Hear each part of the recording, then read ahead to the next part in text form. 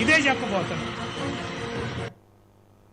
So అది అదే ఇక్కడ సౌండ్ వస్తే రీసౌండ్ ఉదరాత అన్నట్లుగా ఎక్కడ జగన్మోహన్ రెడ్డి గారి పేరెత్తినా ఆ సౌండ్ రాష్ట్ర వ్యాప్తంగా వస్తుంది. ఇది క్లియర్. మీ ఇమీడియట్ ఎజెండా ఏంటండి? ఎన్నికలు రావాలి, మేము గెలవాలి, మేము కూర్చోవాలి, అంతేనా? జనం గురించి పట్టించుకునేది ఉందా?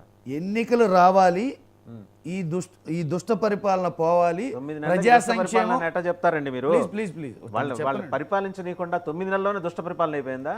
మేమంటున్నది కాదు ఇది, ప్రజలు అంటున్నది. మీరు ఈ 9 నెలల కాలంలోనే జనరల్గా మీరు అన్నట్టు 4 ఏళ్లకో 3 ఏళ్లకో ఎప్పటికో ఎన్నికలు వచ్చే సమయానికి వ్యతిరేకత మూట కట్టుకున్నాయి. గత ప్రభుత్వాలు, అంతకుముందు ప్రభుత్వాలు, ఏ ప్రభుత్వాలైనా ఎన్నికలు వచ్చే నాటికి, పూర్తి కాలం అయిపోయే నాటికి వ్యతిరేకత మూట కట్టుకుంటాయి.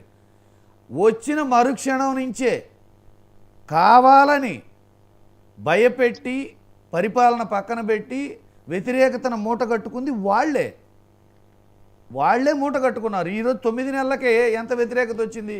ప్రజల్లోకి వెళ్ళలేకపోతున్నారు. గ్రామ కూటమి నాయకులు ఎక్కడా కూడా. వెంకటేశ్వర రెడ్డి గారు, ఫీజు బోర్ సంగతి సరే కానీ మీరు ముందర ఒక్క నిమిషం అంటే రఫీ గారు వస్తాను, మీరు తొందరపడదు. రఫీ గారు తొందరపడద్దు, మీ దగ్గరకు వస్తాను, ఆగండి. రఫీని కూర్చోండి. ఫీజు బోర్ సంగతి పక్కన పెడితే ముందర మీ నాయకుడిని, మీ కార్యకర్తలను కలుసుకోమని చెప్పండి. మీకు ఏదో 7, 8 అగడతలు ఉంటాయి, అగడతలు దాటుకొని వెళ్లాల్సి వస్తుంది అక్కడికి. ముందర దాని మీద కాన్సన్ట్రేట్ చేయమని చెప్పండి. ఒకసారి గోపి గారి దగ్గరికి వెళ్దాం, మళ్ళీ మీ దగ్గరకు వస్తా. గోపి గారు, టీమిండియా గెలుపుతోటి జనసేన విక్టరీని పోల్చారు నాగబాబు గారు, జనసేన జనరల్ సెక్రటరీ.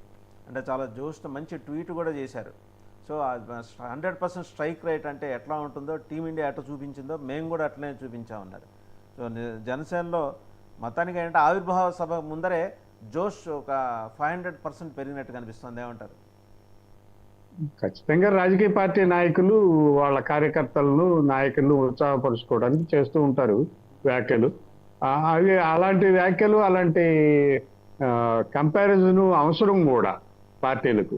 అదే టీమిండియా గెలిచిన సందర్భం కాబట్టి పోల్చుకున్నారు. టీమిండియా ఓడిపోయిన సందర్భాలు కూడా ఉన్నాయి, అవి కూడా గుర్తుపెట్టుకుంటే అప్పుడు మనం ఏం చేయలేము. అయితే రాజకీయ పార్టీ ఖచ్చితంగా ఒక గెలుపుని ప్రాతిపదిక తీసుకొని కార్యకర్తల్ని ఉత్సాహపరిచేదానికి ప్రయత్నం చేస్తూ ఉంటారు.